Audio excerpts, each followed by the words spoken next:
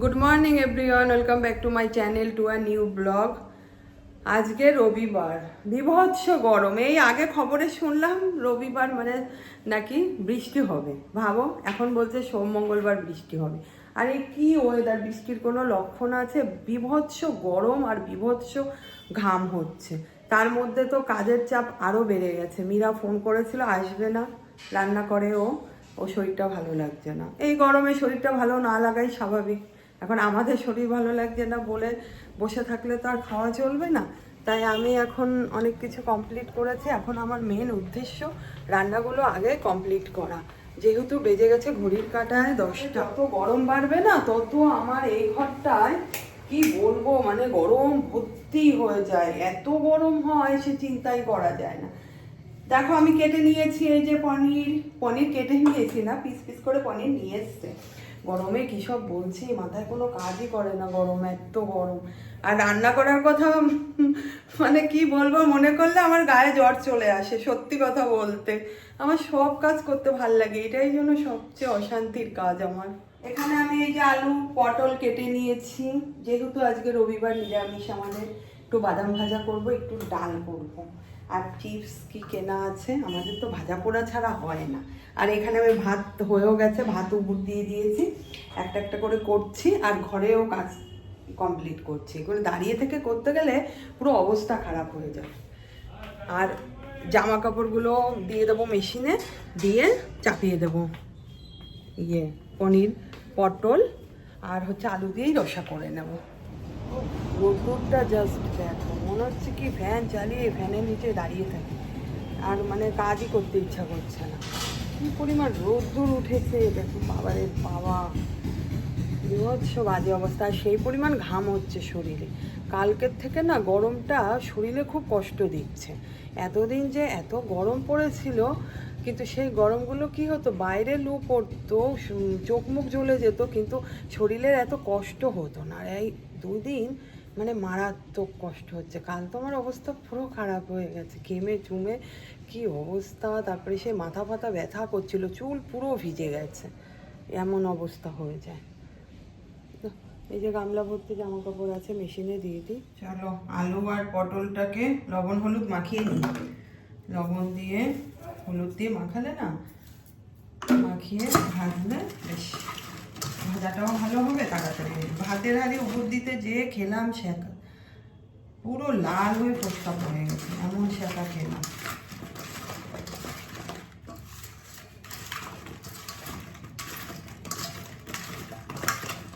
আর পনিরটাকে এখন মাখাবো না, ভেঙে যাবে। তেলের উপরে লবণ হলুদ দিয়ে ভাজবো। আলু আর পটলটা একসাথেই দিয়ে দিই।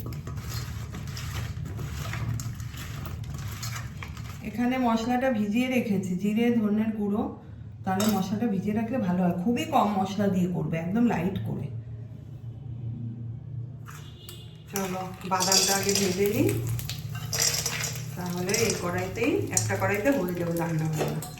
আর ডালটা পরে দিচ্ছি, প্রেশার কুকারে করে নেবো একবারে ফোড়ন দিয়ে। ছোলার ডালের মতো করে নেবো, ছোলার ডালের মতো করে নেবো বলছি, ছোলার ডালই করবো। ছোলার ডালটা আমিও খুব ভালো খাই, রাজাও খুব ভালো খাই। ভেবেছিলাম টক ডাল করবো, ও আসেনি, যাও কালকে করা যাবে, এখন অত খেতে পারা যাবে না।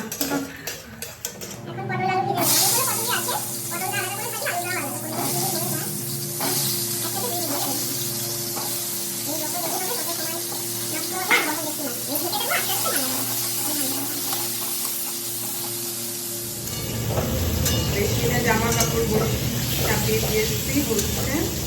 আর পটল আর আলুটাও প্রায় হয়ে এসছে, এবার একটু বানিয়ে দিলাম, ঢেকে ঢেকে করছিলাম।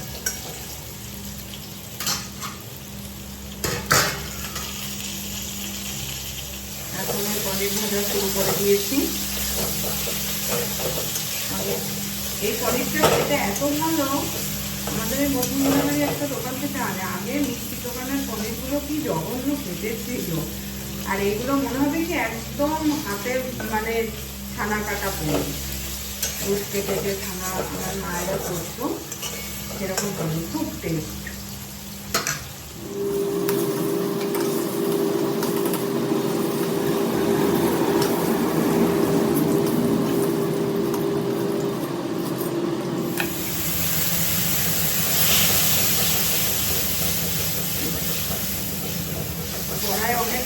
হয়ে গেছে, মশলা কম, ধোঁয়া বেরোলো, মেশিনটাও জ্বালিয়ে দিতে হবে। এগুলো হয়ে গেছে, রসাটা দিয়ে দিলাম একটু গরম মশলা, আর এখানে দিয়ে দেবো একটু ঘি। নিরামিষ তরকারিতে তো একটু ঘি গরম মশলা ছাড়া জমেই না তরকারিটা। এই যে ডান, একদম। এখন নামিয়ে রেখে দেবো।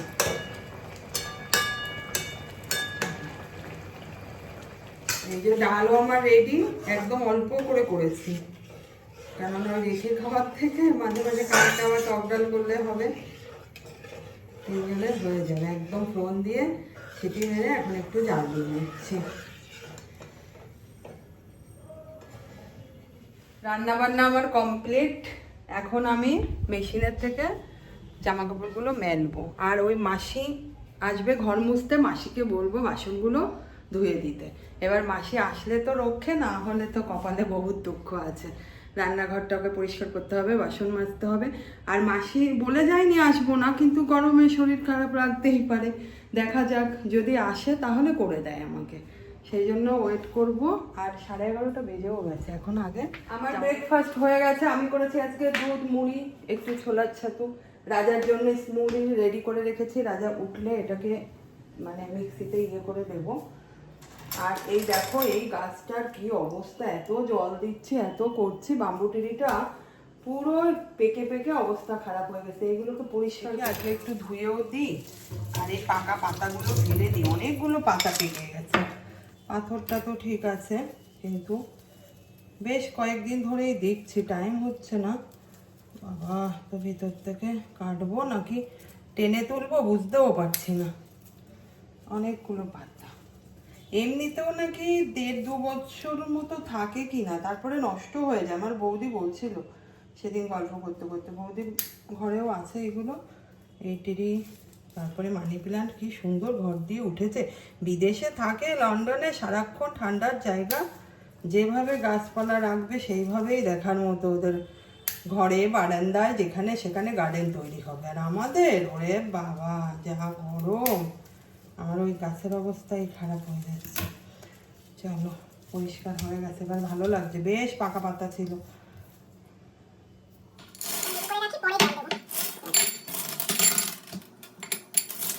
রান্নাগুলো এই যে টেবিলে এনে গুছিয়ে রেখে দিয়েছি, 12টা অবধি ওয়েট করব। এখন 11:30-র উপরে বাজে, জামা কাপড় টাপড় সব মেলা হয়ে গেছে। একটু দেখি, যদি ওই মাসে আসে তো ভালো, ফটাকসে স্নান করে নেব। রান্নাবান্নার ডান, এখন করব স্নান, এরকম হয়েছে ব্যাপারটা। কিন্তু না আসলে স্নানে আবার লেট। চলো আবার তাহলে দুপুরবেলা দেখা হচ্ছে খাওয়ার সময় তোমাদের সাথে। আর যদি বাসন ধুতে হয় তাহলে সেটাও তোমাদের শেয়ার করব তোমাদের সাথে। আমার কাজই তো আমার লাইফস্টাইল নিয়ে, না? আমি যা করি তাই তোমাদের দেখাবো। অন্ধকার ঘর। স্নান কমপ্লিট আমার, চলে এসছে নিচ থেকে ভোগের প্রসাদ খাবো। 2টো বেজে গেছে, তারপরে খাবার দাবার খাবো। আজকে সেজো দিদিভাই মুখ দিয়েছে, এই যে প্রসাদ মাখা, পনির, মিষ্টি দই, তরমুজ। চলো খেয়ে দিয়ে নিই তাহলে, তারপরে খাবার খাবো। Good night. নাইট বলবো, নাইটই বলবো। বেজে গেছে 10:30, ডিনার হয়নি। ভাবছো তো সেজে গুজে কেন চলে এসেছি তোমাদের সামনে, কোথাও বেরিয়েছিলাম? না না, বেরোইনি। কি করেছি না করেছি সে তোমরা ভিডিওতেই দেখতে পারবে। তার জন্য আমার সমস্ত ভিডিও ফলো করতে হবে। আর এখন করব ডিনার। ডিনারে তো সেই ভেজ, বাড়িতে আছি, ওই খেতে হবে। যাই হোক, কিছু খাবো। চলো তাহলে এখন আমি ড্রেস চেঞ্জ করি, তারপরে রাজা কি খায় দেখি। কি খায় কি, রুটি তো রাজার একদম 2 চোখের বিষ। আগেও বলেছি, এখনও বলছি, আমারই ভালো লাগে না। যাই হোক, কিছু একটু ভাত খেয়ে নেবো। আর তো রান্নাবান্না রয়েছে, আজকে নিরামিষ। ভিডিওটা তাহলে এখানে এন্ড করছি। যদি কিছু ভালো লেগে থাকে প্লিজ লাইক করো, শেয়ার করো, সাবস্ক্রাইব করো। দেখা হবে নেক্সট ভিডিওতে। Bye, good night, tata. সবাই এই গরমে সুস্থ থেকো, সুস্থ থাকাটা খুব দরকার। সবাই ভালো থেকো।